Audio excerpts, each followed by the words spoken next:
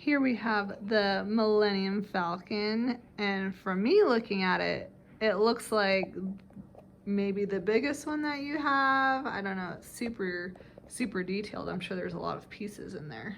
It is my biggest set that I have. Okay. Has over 7,500 pieces. What? The Star Destroyer is probably bigger in like volume, Yeah. like in overall size, but this has the most pieces.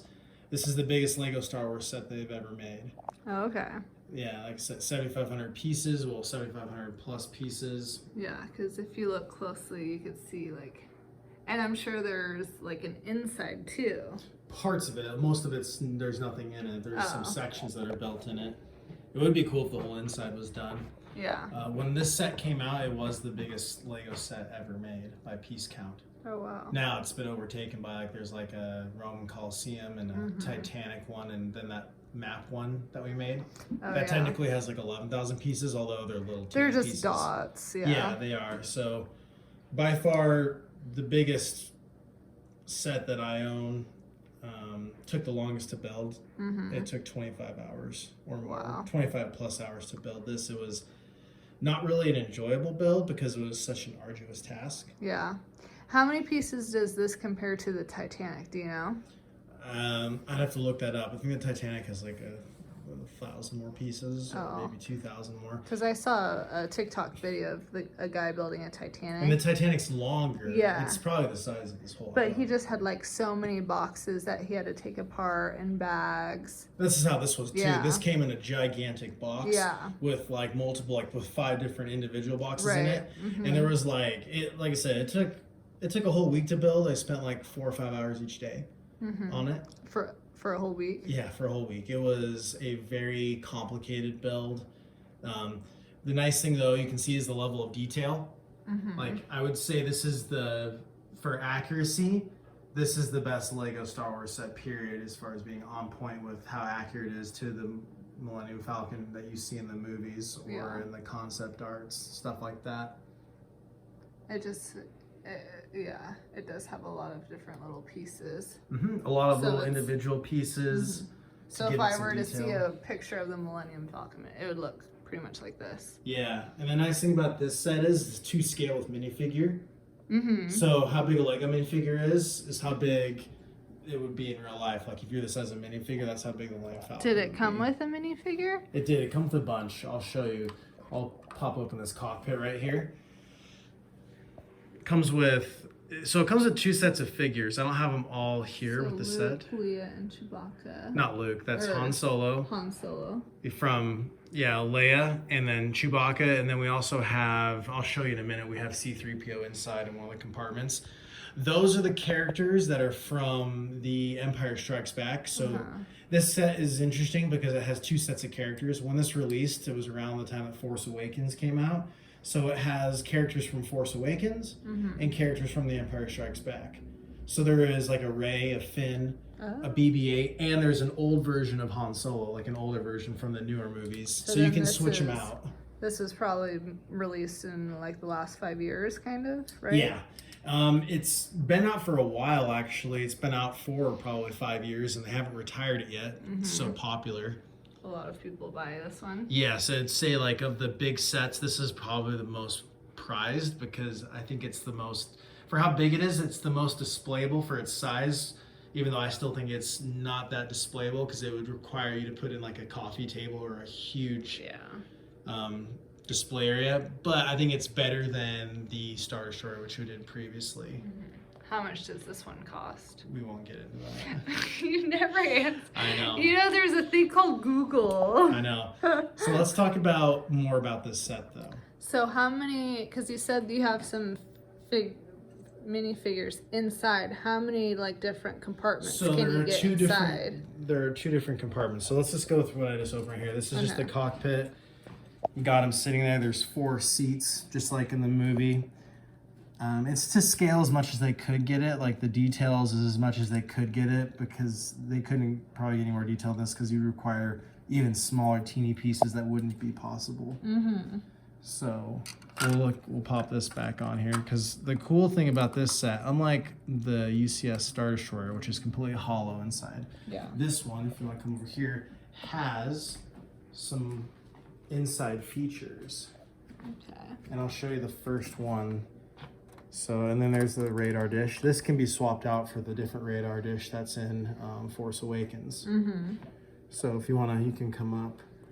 You can look right in there. Oh.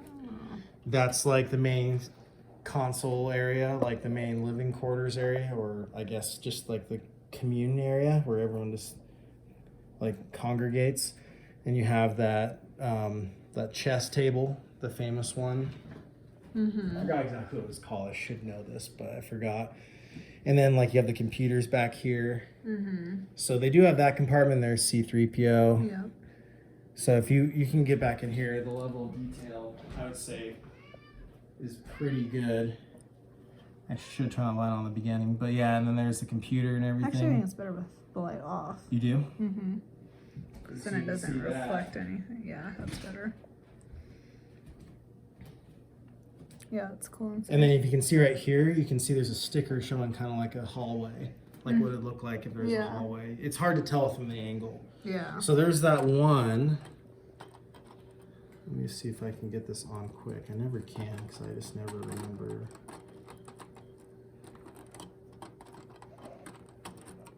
There we go. Then the other scene, it should be somewhere right here. These all come off into pieces. I just don't want to. Let's see. There we go. There's the other one. So that's another scene. And you can see the hallways right here, the stickers and like the detail. It's to show some depth, like if you actually could go in it, because in real life it's a circular hallway around the whole ship. Back here is more like the engineering stuff, like the engine stuff, and this would be over here would be a famous scene where Han and Leia first kiss.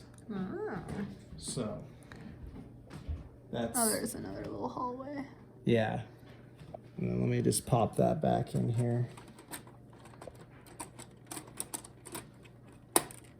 So yeah, and then yeah, just the level of detail is really good. Mm-hmm.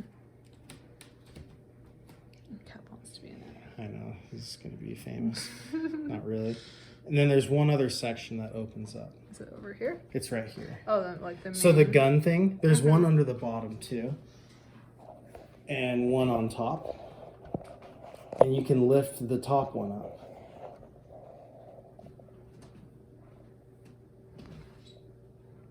Okay, how do you lift it up? I'll show you. Get down. Yes, yes. So you lift that up, and then there's the gun position if you want to come over the top of it. You can see where you sit down, and then the viewing lens where you can see from, because that's the cockpit, so you'd be staring out like that. You don't show this. You'd be staring out like that, shooting your gun, and that's the seat that you sit in. Okay. So who typically is this like the captain? No, whoever just wants to man the gun, someone's flying the ship. Oh, this is the gun. It's not the ship flyer. No, that's right here. That's the cockpit. Oh yeah, that's right. So, but like I said, the top part's very impressive as far as the level of detail. And What the are these accuracy. thingies? Those I think are like exhaust manifolds from like the engine, the hyperdrive engine. I think so. Don't quote me on that. But I just like the level of detail, all these little things. And this is what took the longest time, is putting all these individual pieces on here to make this. Did you lose any of the pieces while building this? No, they give you lots of spare, like smaller pieces. And if you can look down below, you can see like the engine, the blue engine. Oh yeah, I saw that earlier. That was cool. Yeah, you can pan around there. So that's another awesome feature. It's like the most color right there.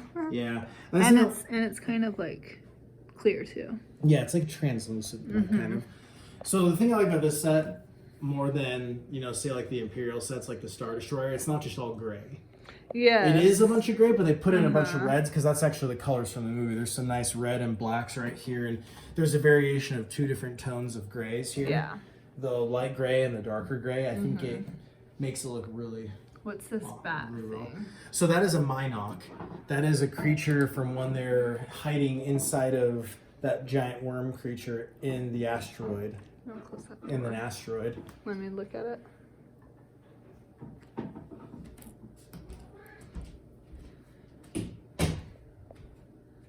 That's a Minoc. They stick to the ship and start eating the power cables and everything. So it's a alien creature, like a bat creature from Empire Strikes Back. Interesting. I think it's cool because I've never seen this in any other set. So is that the only one on the set? Yes. Or is there any other ones? No. And this set does come with a couple porgs from the newer trilogy. I just don't have them out here. What's a porg again? Those little like penguin-looking characters from the newer ones. Yeah.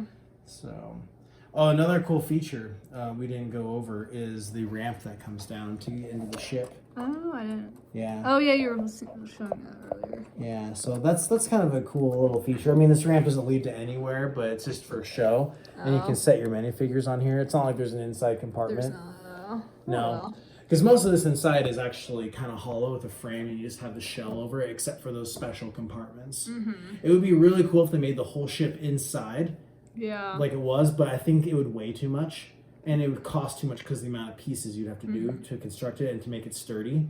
Well, that was like the issue with the other one. It was like it was imbalanced or whatever because it was just so big. Yes. So probably the same thing with this one. But I would definitely, if you're someone who loves Legos and Star Wars, I would say this is a good set to pick up. Yeah. I think it will retire soon. That's just my opinion, though.